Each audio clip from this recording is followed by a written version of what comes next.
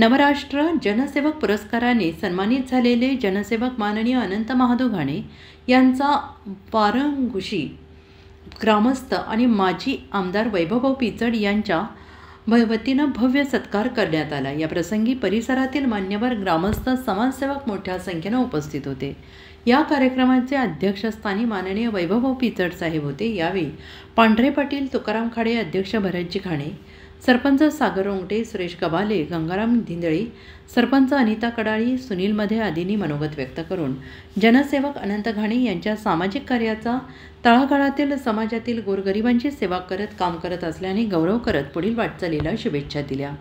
सत्कारमूर्ती अनंत घाणे यांनी मनोगत व्यक्त करताना म्हटले की हा पुरस्कार माझा नसून सर्व समाजाचा आहे। हा सन्मान मी माझ्या स्वर्गीय आईवडिलांना आणि वंदनीय कैलासवासी माननीय मंत्री मधुकरराव पिचड साहेब यांना समर्पित करतो।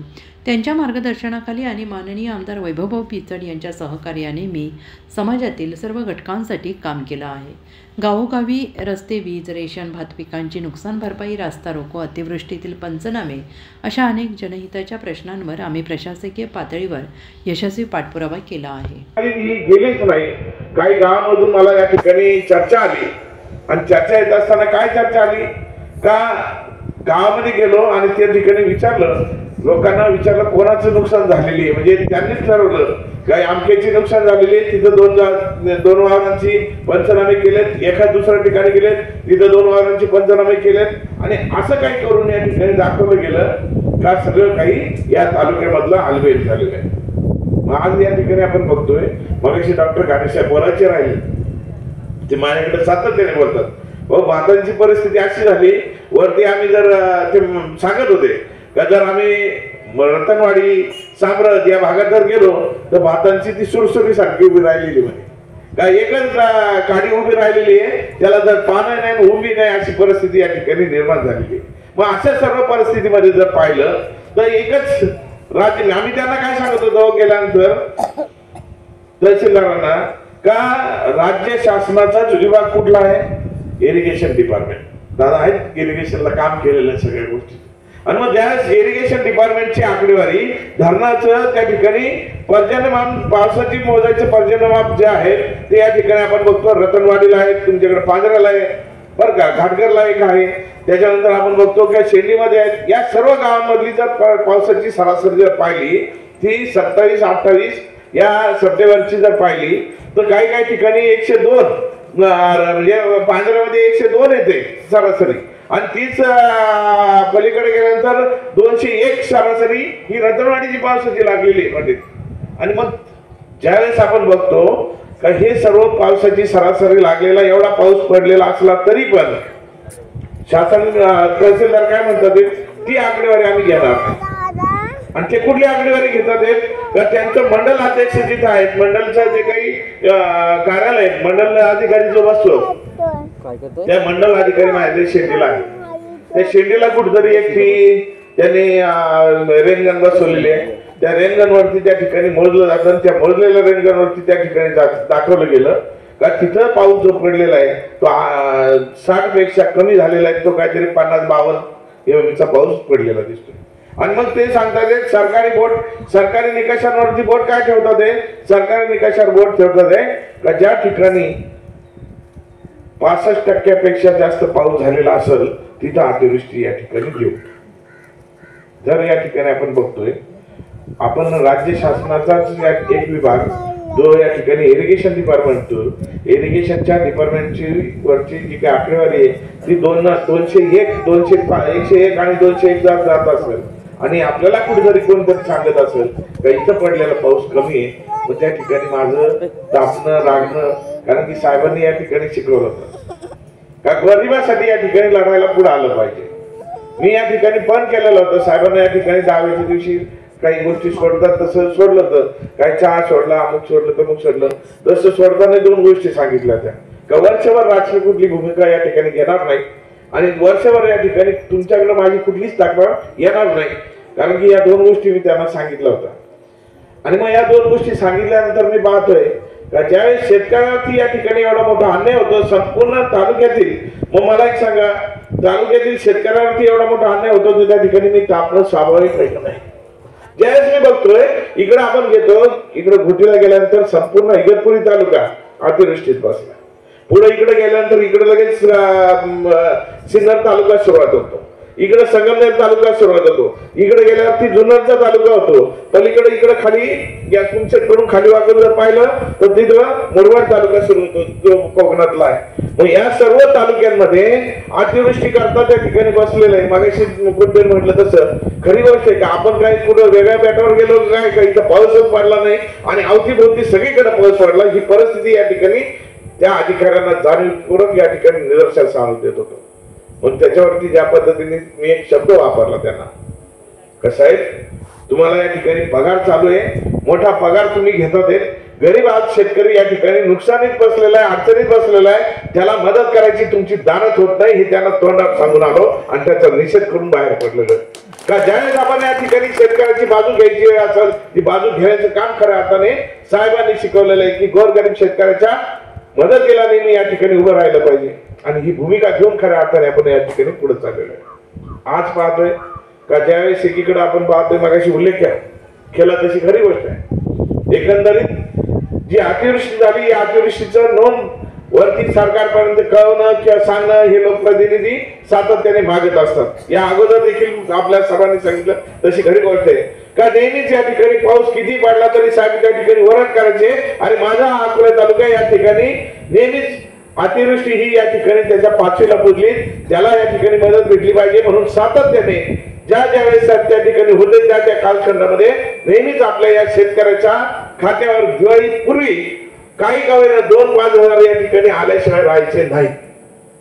अनेक दिवस या ठिकाणी परिस्थिती या ठिकाणी उद्भवते का अतिवृष्टीच्या माध्यमातून या ठिकाणी शासनाची मदत जी पोचायला लागत होती, जे लोकप्रतिनिधी मांडायला लागत होती, दुर्दैवाने ती मांडली गेली नाही आणि त्याच्यामुळे खऱ्या अर्थाने या ठिकाणी कदाचित माझं त्यांच्यावर रोष नाही, परंतु त्यांना ज्या काही अधिकाऱ्यांनी किंवा जे काही आपण जसं तहसीलदारांचा निषेध केला तसं त्या अधिकाऱ्यांनी त्यांना काही बनवलंय का काही का खरोखर पाऊस झाला नाही आणि जी 65 mm ची जी ट्रिगर आहे त्या 65 mm चा ट्रिगर या ठिकाणी फक्त मंडळात जे काही पाऊस पडणार आहे त्या मंडळाच्या पावसावरती या ठिकाणी त्यांनी पूर्ण परिस्थिती या ठिकाणी वेगळी पाहायला भेटते. अरे आज आपण बघतोय का मंडळाचं जे काही रेंगणती या ठिकाणी शेड्यूल आहे परंतु प्रत्यक्षात बाजाराला का मे महिन्यामध्ये सर्वात पहिले आपल्याला पावसाची सुरुवात कधी झाली असेल 27 मेला, 6 मेला एक अतिवृष्टी झाली, 27 मेला अजून एक जोराची पडली. त्यावेळेस आपण बघतो का जे आपण खऱ्या अर्थाने रोपं टाकतो ते रोपं खऱ्या अर्थाने त्या कालखंडामध्ये आपली रोपं वाहून गेली, रोपांचं नुकसान झालं. त्यावेळेस आपण म्हणत होतो त्याचा एक पंचनामा झाला पाहिजे. त्या पंचनामा कसा करावा आमची भूमिका ही होती का रोपं टाकत असताना आपण काय वावरभर रोपं टाकत नाही, रोपं कुठेतरी आपण एखाद्या कोपऱ्यात टाकतो, काय गुंठ्यामध्ये टाकतो. मग याची पंचनामा करत असताना त्या वावरामध्ये जे पडणारं जे काही आपण लावणारं रोप आहे ते रोप लक्षात घेतलं पाहिजे आणि तेवढं रोप लक्षात घेऊन त्या वावर पुढच्या कालखंडामध्ये या ठिकाणी पडीत पडणारे या दृष्टिकोनातून त्याचा पंचनामा झाला पाहिजे आणि त्या पडीत क्षेत्राचा संपूर्ण पंचनामा होऊन खऱ्या अर्थाने ती मदत केली पाहिजे ही आपली भूमिका होती. परंतु घडलं काय, घडलं असं का तो काही गुंठ्याचं वावर होतं ना पंचनामे करायला तर त्या गुंठ्यावराची पंचनामा केला आणि परिणामस्वरूप या ठिकाणी आपण बघतोय का 200, 500, 700, 800 रुपये या ठिकाणी आपल्याला मदत आली. आपण ओरडतो कोणाच्या नावाने, आपण म्हणतो काय हे सरकार, या सरकारच्या नावाने आपण गावगाव म्हणजे ओरडतो सरकारच्या नावाने, सरकारने 500 दिलं, 800 दिलं, 2000, 500 दिलं, 1000 रुपये दिले, ही सरकारच्या. आणि पंचनामा करणारा कोण आहे? जर पंचनामा करणारा जर धीटदार असेल, त्यांनी जर नीट ठेवला असेल, सगळ्या गोष्टी लक्षात घेतल्या असत्या तर सरकार द्यायला तयार आहे. कारण या गोष्टीचा प्रत्यय मला या ठिकाणी आला ज्यावेळेस आपल्या या अकोले तालुका या अतिवृष्टीमधून वगळला गेला होता, त्यानंतर निदर्शनास वाव आल्यानंतर तात्काळ या ठिकाणी मुख्यमंत्र्यांबरोबर या ठिकाणी एक बैठक होती.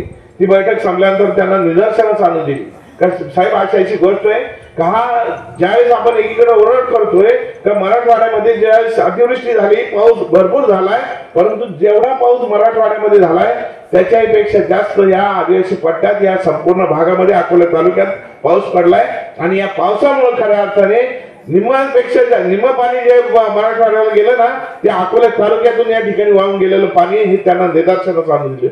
ती पटकन लक्षात आल्यानंतर तात्काळ त्यांनी अधिकाऱ्यांना सूचना केल्या. माझं बोलणं साधारणपणे 12:30-1 वाजेच्या दरम्यान बोलणं झालं. मला 4:30ला त्यांनी म्हणजे आमची एक मीटिंग होती, ती मीटिंग आठवल्यात मला. आम्ही वेगवेगळ्या जिल्ह्यांच्या बैठका होत्या, त्या बैठका संपल्यानंतर आम्ही बाहेर गेलो. बाहेर गेल्यानंतर मला 4 वाजता एक फोन आला का त्यांच्या पीएचा, तुम्ही नाशिकमध्ये आहात का? म्हटलं आहे नाशिकमध्ये. ते म्हणजे तात्काळ तुम्हाला बोलवलं. मला बोलवल्यानंतर त्या ठिकाणी लगेच त्यांनी पटकन त्यांच्या पीएकडून मोबाईल घेतला, त्याच्यावरती दाखवलं, हा बघ तुझा अकोला तालुका. या अकोला तालुक्याला त्या ठिकाणी अतिवृष्टीमध्ये बसवलं. ही खऱ्या अर्थाने नेत्याने आमची दखल घेतली आणि दखल घेऊन खऱ्या अर्थाने या ठिकाणी काम केलं. आता काम करत असताना या ठिकाणी पुढचं काय, पंचनामे करायला अजूनही त्यांचे टाळत आहे. सुदैवाने मी माहिती घेतली गाणेसाहेब, आपल्या या वारंगुशी गावचं संपूर्ण म्हणजे पंचनामे घेतलेले. काही राहिले त्याच्यातले ते बघून घ्या काय. परंतु खऱ्या अर्थाने आपण बघतो का जागरूक नागरिक असले तर जागरूकपणाने खऱ्या अर्थाने सगळ्यांचे पंचनामे होतात. कारण एक गोष्ट सांगू इच्छितो का ज्यावेळेस आमचं वादविवाद झाला तहसीलदारांशी, दुसऱ्या दिवशी त्यांनी या ठिकाणी तलाठी असेल, कृषी अधिकारी असेल, यांना काय सांगितलं, ग्रामपंचायतीकडे जा आणि ग्रामपंचायतीकडून काय घ्या, ग्रामपंचायतीकडून लेखी घ्या का 33% पेक्षा कमी नुकसान झालेली.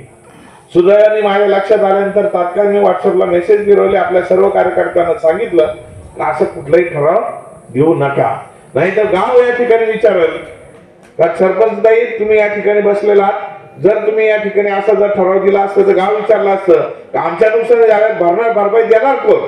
ही जी काही गोष्ट आहे ही गावागावांमध्ये भांडणं लावायच्या दृष्टिकोनातून या आधी महाराष्ट्राचे सर्वमान्य दैनिक समर्थ गावकरी अहमदनगर, पुणे, नाशिक, जळगाव, धुळे, नंदुरबार, सोलापूर, कोल्हापूर, सांगली, सातारा, मुंबई, ठाणे, पालघर, रत्नागिरी, रायगड, सिंधुदुर्ग, नांदेड, उस्मानाबाद, बीड, औरंगाबाद, नागपूर, गडचिरोली, भंडारा, गोंदिया, अकोला, यवतमाळ, बुलढाणा येथून एकाच वेळी प्रसिद्ध होणारे एकमेव दैनिक, सर्वसामान्य जनतेचे खुले व्यासपीठ. संपादक आहेत विश्वासराव आरोटे. मोबाईल नंबर आहे 9423 38 85 08. दुसरा मोबाईल नंबर 9423 46 72 72. तिसरा मोबाईल नंबर 75 88 15 0001. वेबसाईट आहे sgavkari.com. मेल आयडी आहे AKLgavkari@gmail.com.